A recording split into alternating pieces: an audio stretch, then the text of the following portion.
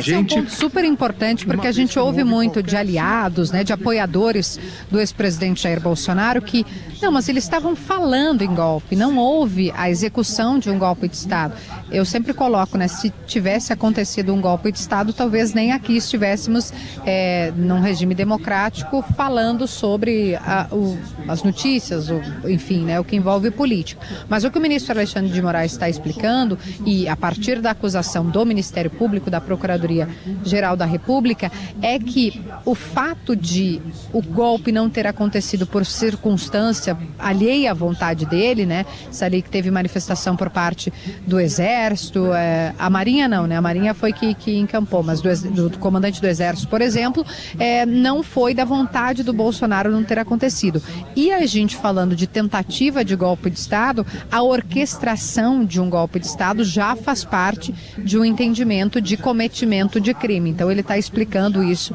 Aqui é um dos pontos que a defesa, claro, vai levantar. O emprego de violência, né, ou de uma agressividade que foi utilizado para condenar com penas muito pesadas os envolvidos, aí de fato no 8 de janeiro, a defesa também vai tentar colocar isso aqui, que o Bolsonaro não participou, ainda que tenha tido ciência e não atuado para impedir isso, ele não participou dos atos violentos e talvez, Matheus e Gabriel, isso possa atenuar, não sabemos, né, mas isso possa atenuar ou não dar a pena máxima para ele.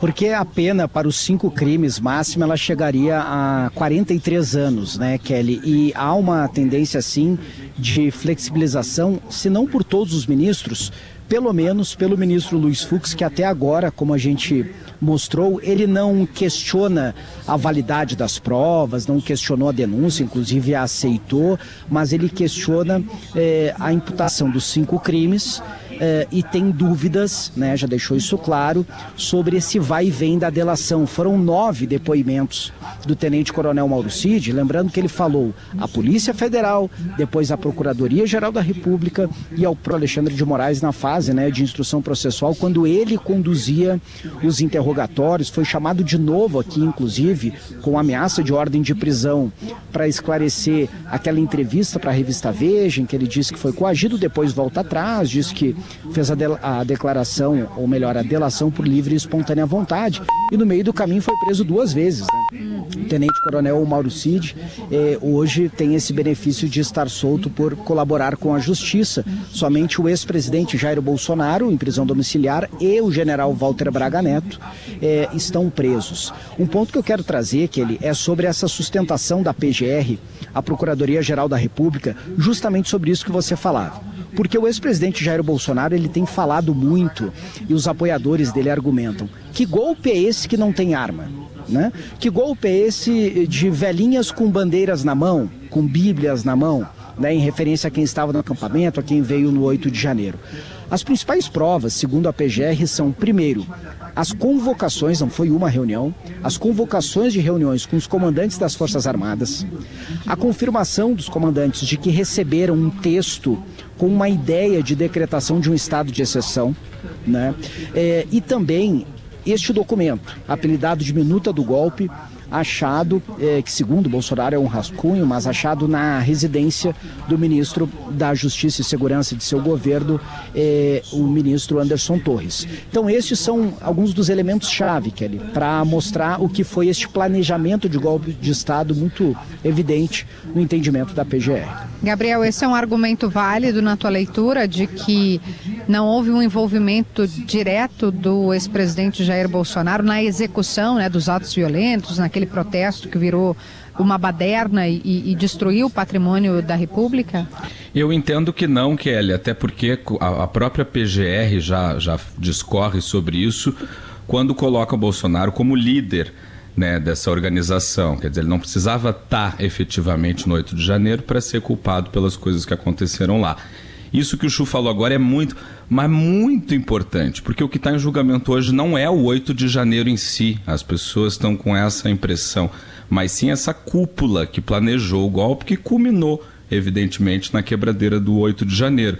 E as pessoas têm criticado muito, principalmente a imprensa, né, sempre, por já tratar o Bolsonaro como condenado, mas isso não é fruto de um desejo, é fruto de análise. O pedaço que a gente estava ouvindo agora do relatório do Moraes fala inclusive disso, né? Algo que ele já vem repetindo há muito tempo, de que tudo que a PGR denunciou está comprovado ali nos autos do processo, com provas que vão muito além da delação do Mauro Cid. Então não é torcida, né? É análise. A gente não pode fingir que os julgamentos são totalmente imprevisíveis, porque a gente tem acesso aos autos. Quando a gente olha, né, e conversa com as pessoas aqui em Brasília, que nos dão as suas impressões e leituras, e eu acabei de citar aqui, né, um deputado aliado do presidente, por tudo que a gente vem assistindo até aqui, é muito improvável ou praticamente impossível que haja uma absolvição. Há uma pequena chance, eu digo pequena porque até aqui é o Fux que vai nessa direção, de um crime, eu usei a expressão engolir o outro, né? No que se refere à tentativa de golpe de Estado e abolição violenta do Estado Democrático de Direito. Só para dar uma pincelada no que tentativa de golpe de Estado poderia ser sem o emprego de violência e de um regime autoritário ou, né, próximo a uma ditadura. Então, se faz um golpe de Estado para que quem venceu a eleição não assuma, vamos dizer que foi o Matheus Chua, eu digo não, o presidente sou eu e eu não vou entregar para ele. E a abolição violenta do Estado Democrático de Direito aí envolveria, sim, né, a instauração de um regime ditatorial e com um tanque na rua, essa coisa toda. Por isso é que tem, a partir da lei nova da tipificação, que eu repito, foi sancionada pelo Bolsonaro, essa diferenciação de um ou de outro. Mas há outros juristas, inclusive ouvido aqui ontem, no Timeline, com a Mariana e com o Gabriel, dizendo que na visão dele e de alguns como o Fux poderia se sobrepor. É uma questão de crime fim e crime meio, que a gente também não vai também encher a cabeça do nosso ouvinte agora com esse detalhamento com juridiquês, jurídico. Né? Um juridiquês que daí fica mais complicado. Para explicar, Rito, né, Gabriel, uma coisa que a gente já vinha falando desde o começo, desde o Gaúcha Hoje com o Macedo, está demorando um pouco mais do que o previsto a leitura. Por fim, diz aqui o Alexandre de Moraes. Por fim, agora vem mais 40 minutos de leitura, né? Exatamente, cada vez que veio por fim. Tem um detalhe, Gabriel, quando a gente está acompanhando julgamentos aqui no Supremo, é muito comum o ministro dizer o seguinte: vejam, isso vai acontecer nesse caso semana que vem.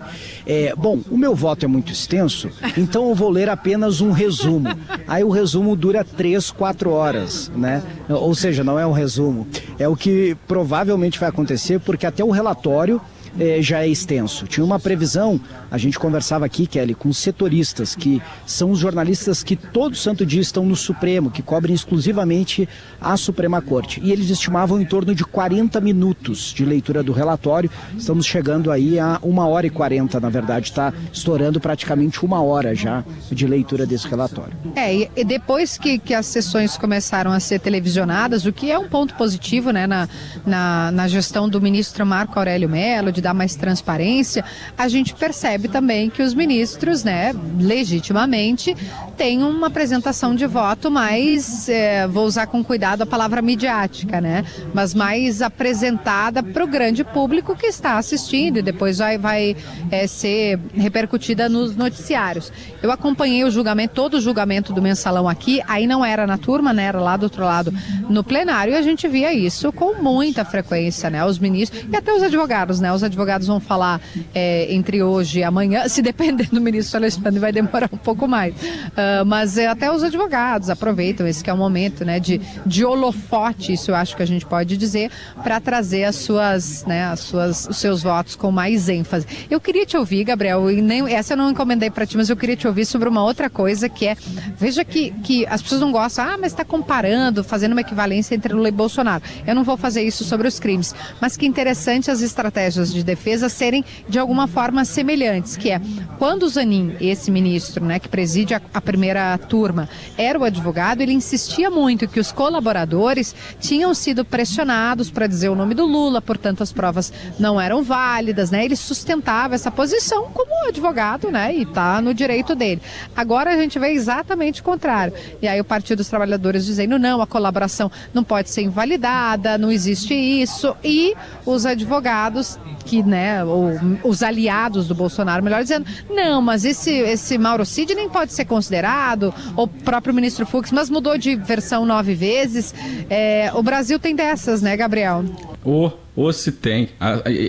Assim, é triste ter memória porque são exatamente os mesmos argumentos, Kelly.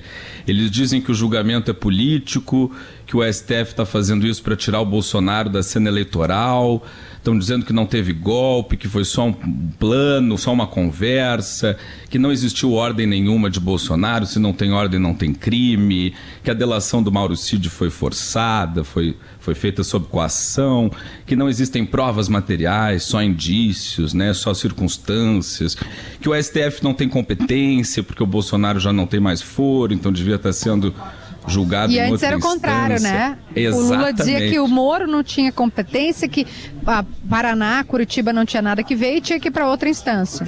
O que no final se comprovou, né? Assim, com a decisão do Supremo, que anulou praticamente a Lava Jato inteira e que é uma coisa que a gente já conversou muito aqui no Timeline também. Inclusive ontem a gente falou com o Walter Maierovitch, o jurista, sobre isso, qual é o risco, né, das flagrantes irregularidades do processo, e houve várias, delas anularem tudo o que está sendo feito daqui a algum tempo, como foi com o caso do presidente Lula na Lava Jato. É uma sina, parece, né, Kelly? Parece. É difícil Só para fechar, que eu acho que esse deveria ter sido um cuidado aqui, nesse julgamento aqui, né? Porque qualquer escorregada, vou falar de forma coloquial, justamente pode promover exatamente o que a Lava Jato teve de revés. Mas tem uma diferença, e ontem na entrevista o doutor Maierovitch trazia isso. Quem anulou a Lava Jato foi o Supremo. Agora é o Supremo que está julgando. Então o Supremo teria que anular o que ele próprio decidiu. Não, mas vem aí uma eleição em que pode vencer os aliados, ou, né, não sendo o Bolsonaro. E aí, dois já fizeram, o Gabriel acabou de citar, disseram que em assumindo a anistia, o Tarcísio disse. Isso, daí a anistia via Congresso, mas via Supremo é claro que pode ser levado ao plenário. E daí nós teremos uma análise de 11 ministros e não 5.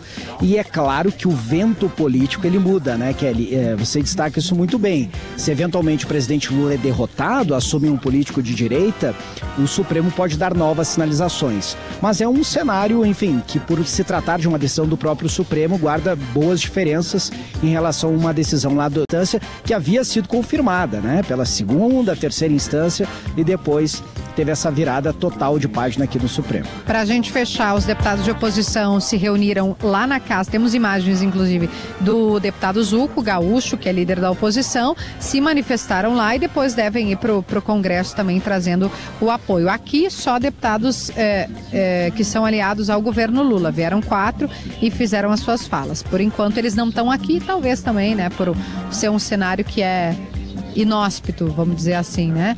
Estamos vendo então agora, terminou o Alexandre de Moraes, é isso, gente?